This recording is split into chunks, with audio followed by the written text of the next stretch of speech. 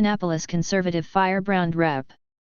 Jim Jordan, R. Ohio, declared Friday that he is 100% for President Trump in the 2024 presidential election despite the ongoing legal issues facing the former president. Speaking with Fox News Digital ahead of his speech to the National Rifle Association convention, Jordan argued Trump was the only president to do what he said he was going to do, and did so successfully despite the entire political establishment standing against him. No one has demonstrated that they will do what they said and get things done like he did, and he did it with everyone in that town against him. And that's what I still respect about President Trump, and I'm for him all the way, Jordan said when asked about the increasingly heated Republican presidential primary contest. Alongside his certainty over Trump's candidacy, Jordan stressed he liked all the current and potential candidates, and that he was friends with each of them. I just talked to Vice President Pence. Great guy. Governor DeSantis, a great guy.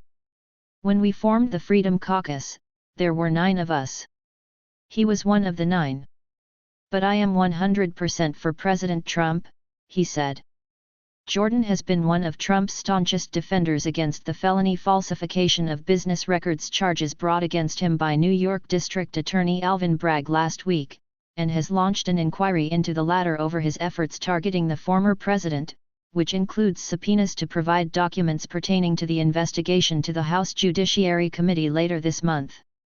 Bragg, in turn, sued Jordan over the subpoenas alleging he is trying to wage a campaign of intimidation over his prosecution of Trump.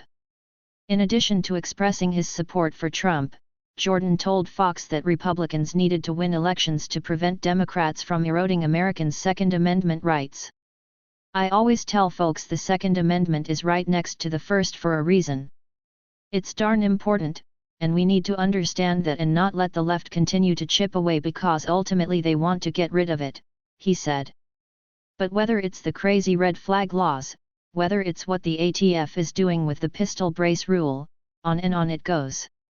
They keep chipping away, but their end goal is to get rid of it, and we got to stop it, he added.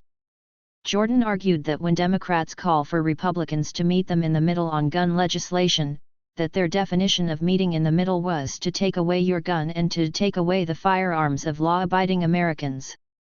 You can't meet them in the middle because we just fundamentally disagree.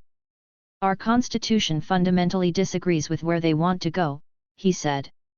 And again, I think people with common sense and logic understand that these tragedies are terrible. We wish they never happened. But the answer is not to take firearms away from law-abiding American citizens, he said, referencing the recent shootings of people in Louisville, Kentucky, and Nashville, Tennessee. Jordan added that the new Republican-controlled House of Representatives was looking to pass a resolution to block a new rule from the Bureau of Alcohol, Tobacco, Firearms, and Explosives banning pistol stabilizing braces.